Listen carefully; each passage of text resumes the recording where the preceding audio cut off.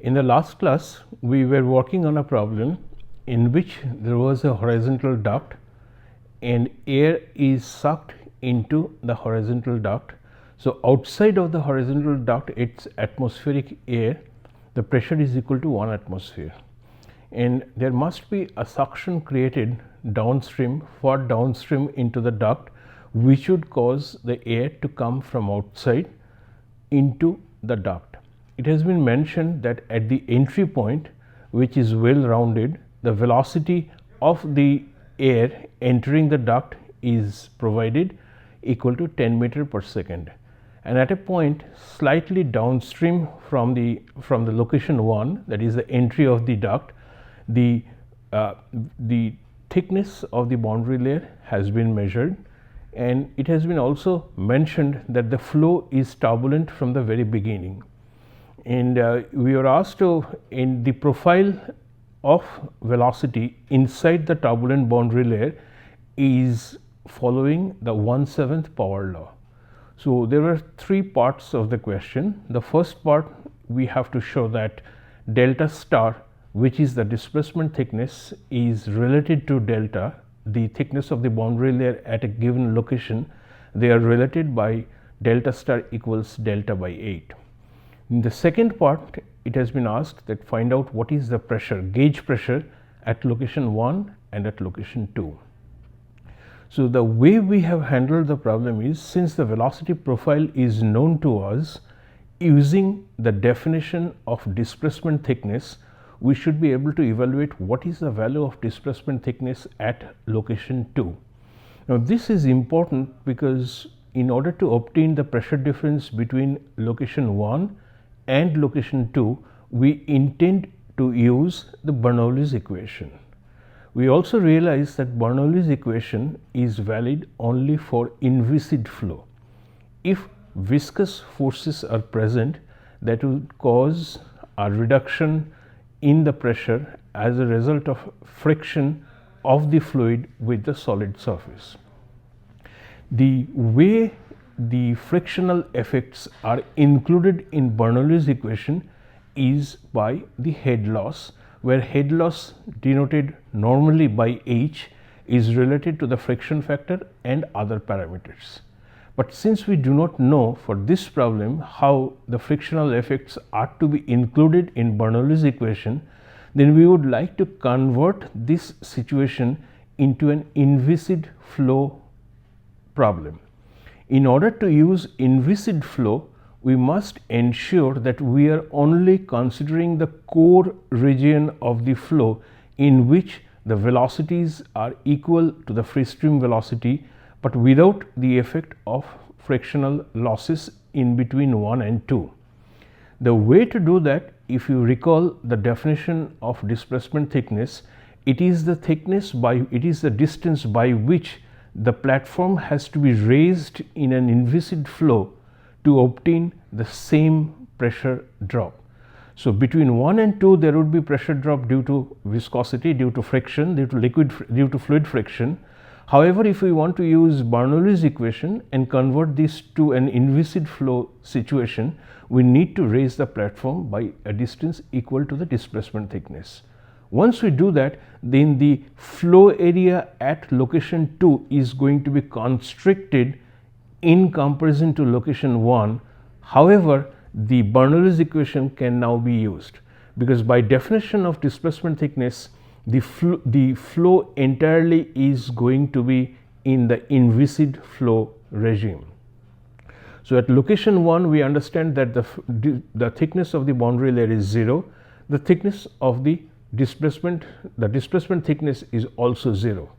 But at location 2, since my velocity profile inside the boundary layer is given, and in the first part of the problem I have a relation between delta star, the displacement thickness, with delta, then I should be able to compute what is delta star at location 2. So, if I constrict the area from the top and from the bottom by a distance equal to delta star, then whatever be the flow along a streamline, Bernoulli's equation in its inviscid form can be used. So, we are going to use the concept of displacement thickness, the Bernoulli's equation, and equation of continuity in order to obtain the pressure at 1 and pressure at 2.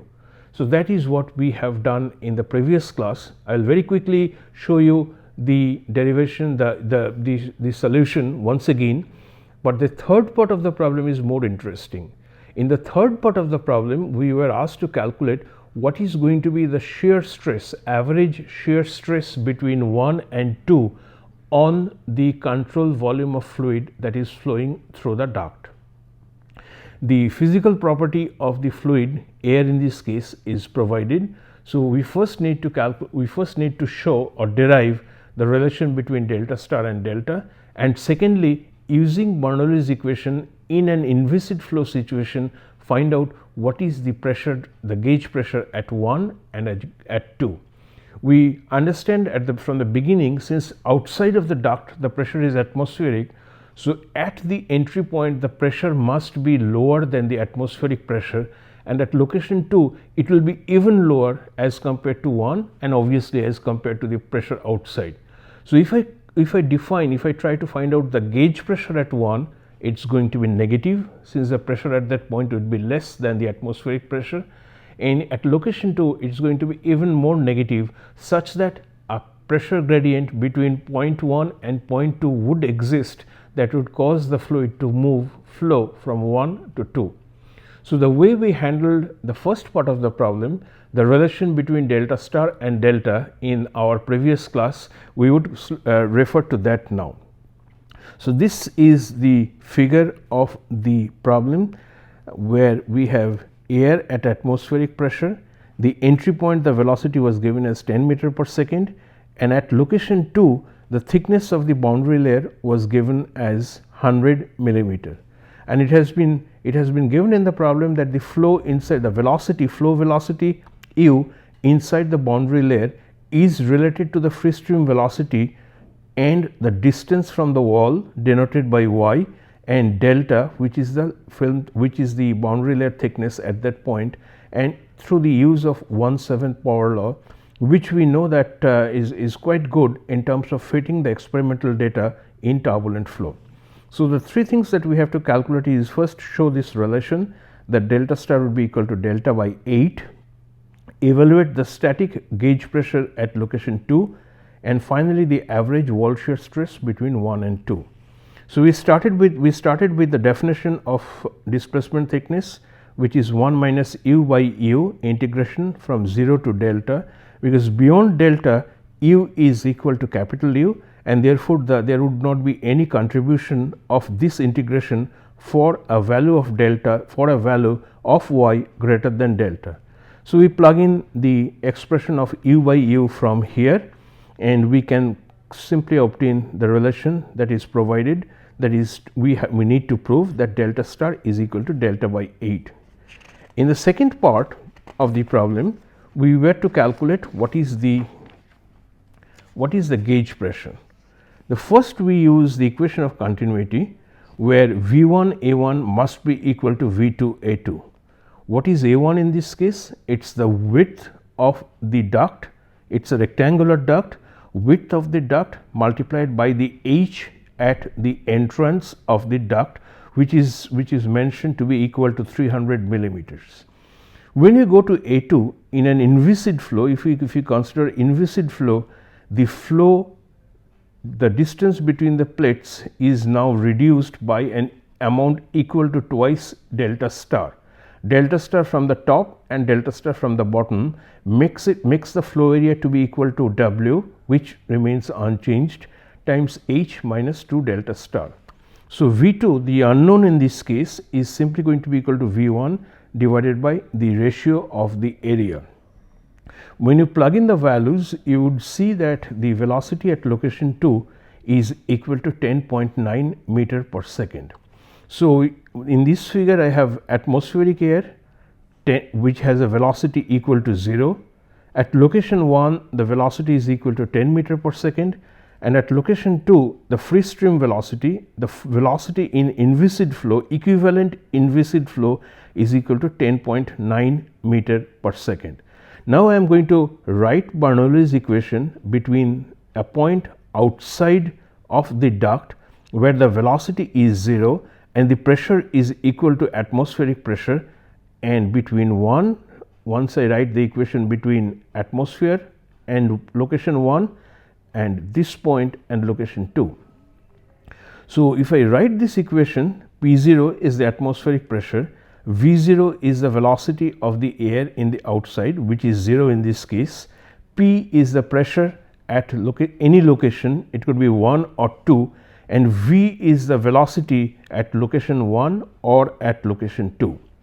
So, P1G, the pressure at 1, the gauge pressure at 1 would simply be the absolute pressure at 1 minus the atmospheric pressure, and from this relation you can clearly see this is going to be minus half rho V1 square. And when you intend to calculate the pressure, the gauge pressure at 2, simply V1 to be substituted by V2 in an inviscid flow case. So, V1 is 10 meter per second and V2 is 10.9 meter per second, giving you the gauge pressure to be equal to minus 61.5 pascals and P2G to be equal to minus 73.1 pascals. So, we would observe that therefore, P1G is greater than P2G, and therefore, due to this pressure gradient there would be flow between location 1 and location 2. This is what we have done in the last class. Now, only the third point that is remaining is find out what is the average value of shear stress between location 1 and location 2. In order to obtain the value of the average shear stress, wall shear stress between the entrance and location 2, I would draw the figure once again, which is this is the top plate and here we have the bottom plate. This is the center line and I would take only half, I would only take the half of the duct, and when we come to location 2, this is what it looks like. So, over here up to a distance of, so this entire thing is 300 millimeter, H is equal to 300 millimeter, and at location 2, 100 millimeter is the thickness of the boundary layer. So, in here I am going to have boundary layer, flow in a boundary layer of thickness delta 2, and over here the velocity is going to be constant. So, since we have symmetry in the top half and in the bottom half, I have the velocity, average velocity to be equal to 10 meter per second, which enters here carrying some momentum with it, and the amount of the fluid which leaves can be thought of as consisting of two parts, one which is the flow inside the boundary layer, the two is what is the flow outside of the boundary layer. So, if I apply momentum balance,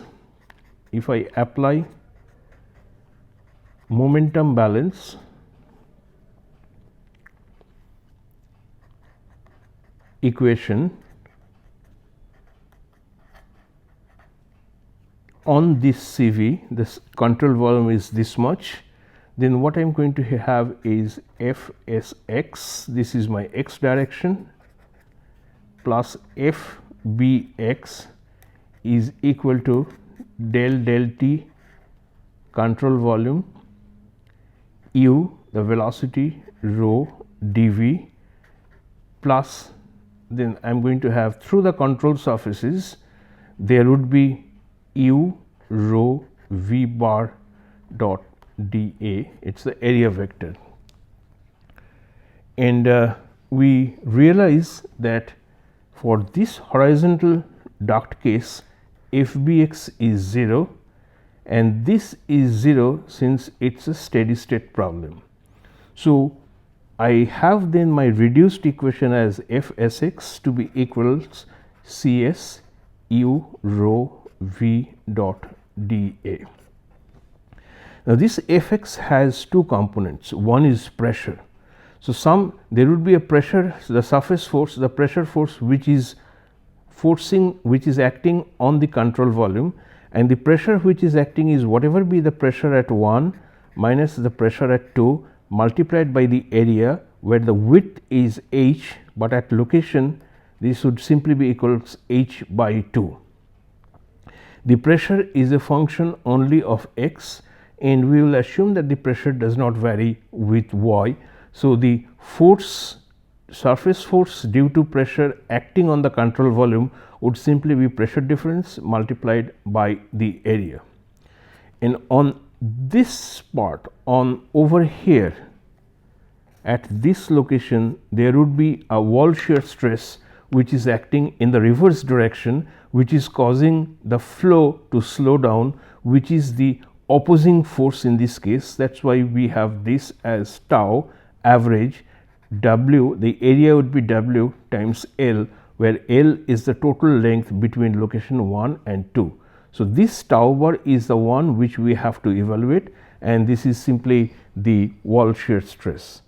When I go to the right hand side, I am going to have some momentum which enters into the control volume through this point, and which can simply be equal to the velocity multiplied by the flow rate, which is rho v1 h by 2 times W.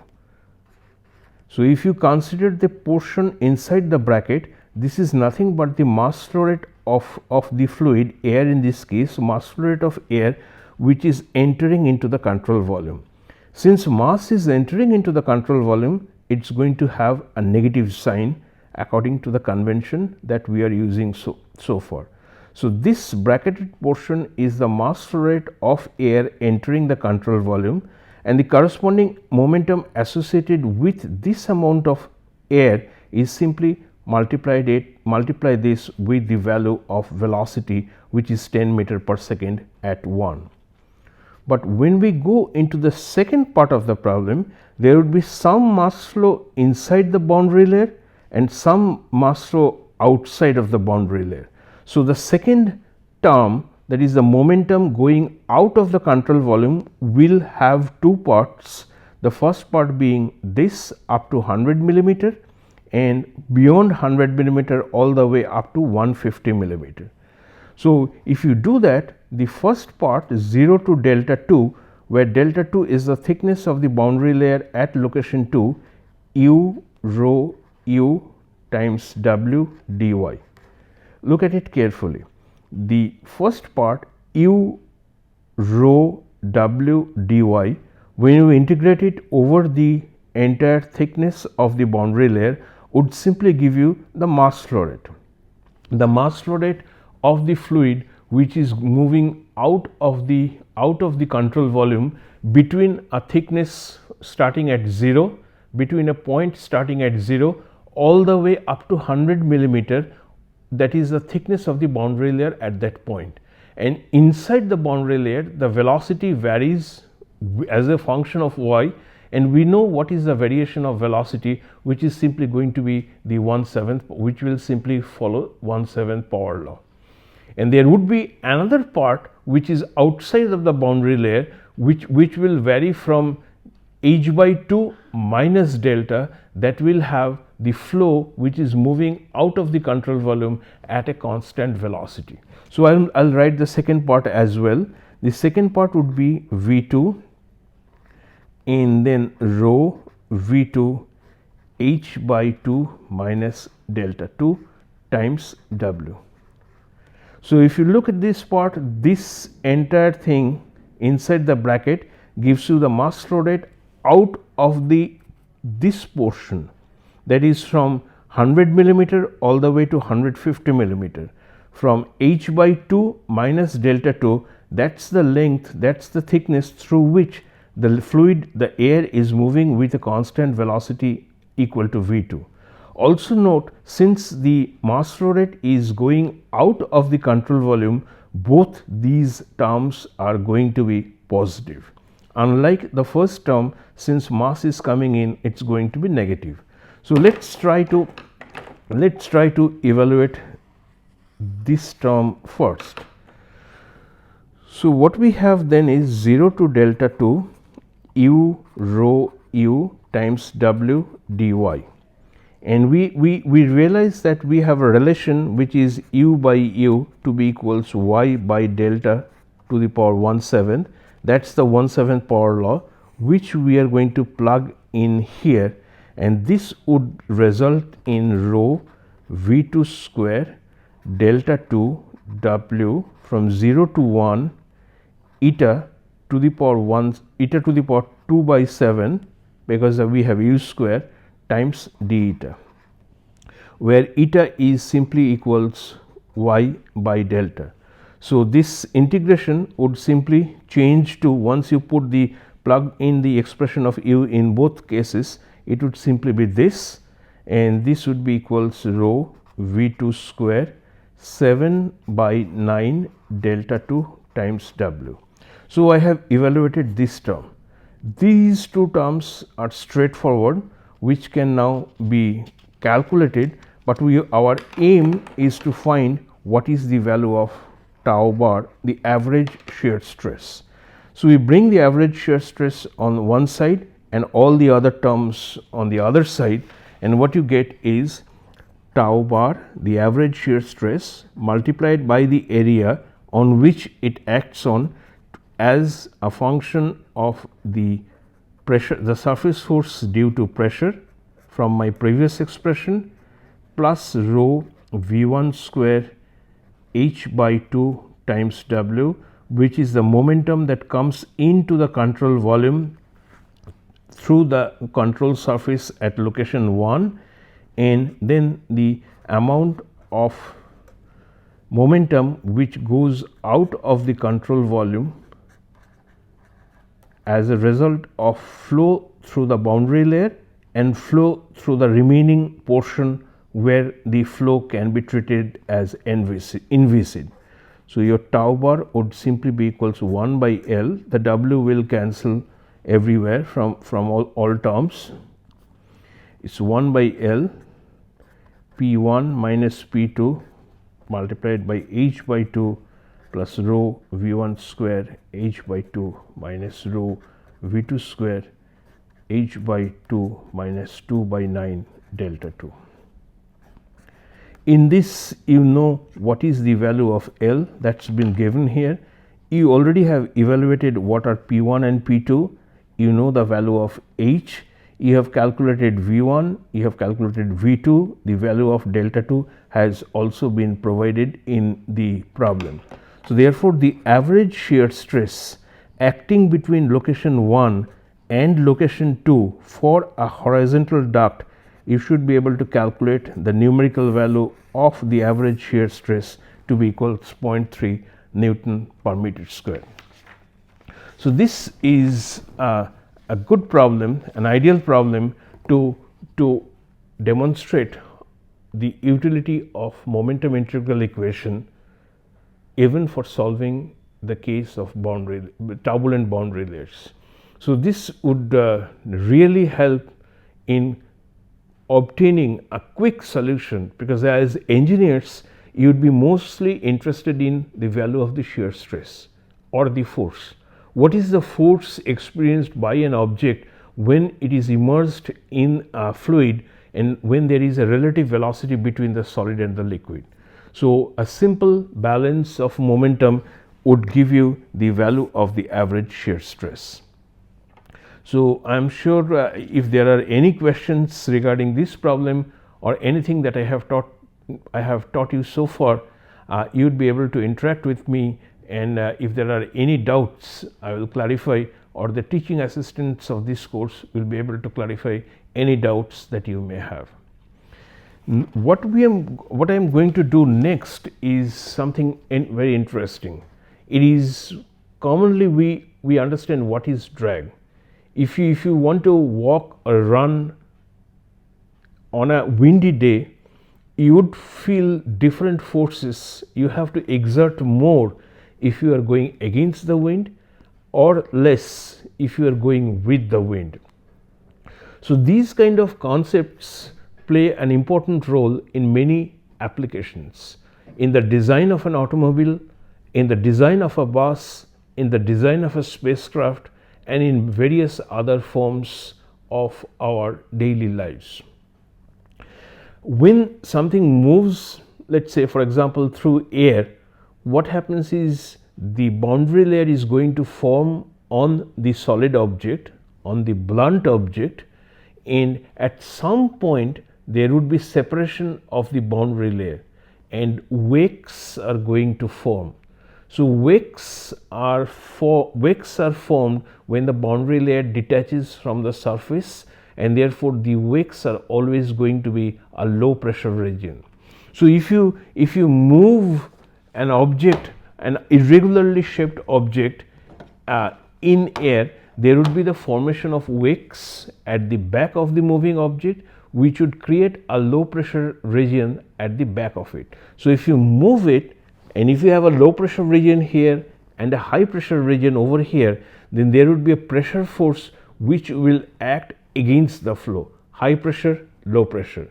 So the formation of wakes, which are a direct result of separation of boundary layers from the blunt object at a certain point, they will create an additional resistance to flow.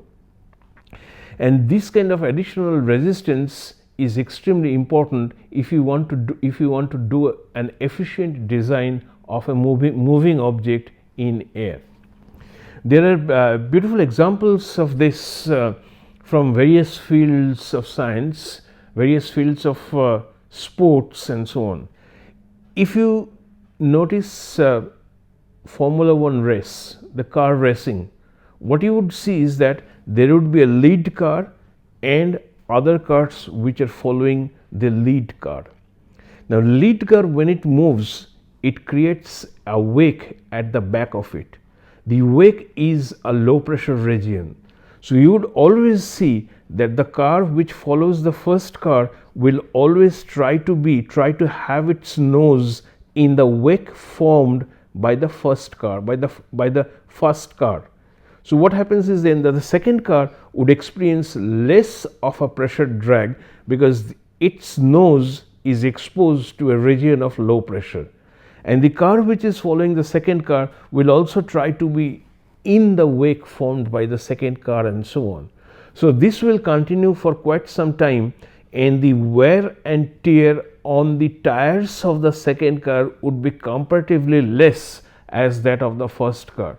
So the pack moves on like that, and the second car or the third car or the car behind would try to overtake only at the last possible moment. So for a very long period the cars should follow each other. Only when the finish line is in sight, it would try to overtake and move to the front. And since it has conserved its energy, it has conserved its tires and everything are in relatively better shape, better condition than the first car. If it can overtake the first car, then it will win the race. The same thing you would observe when you look at cycling. So whenever there is a race, cycle race, there would always be bikes which would try to be in the wake formed by the cyclist just in front of it. So by judicious application of your fluid mechanics and your concept of boundary layer, you would be able to win the race. So that's very interesting. So this part of the class, I am going to talk about drags.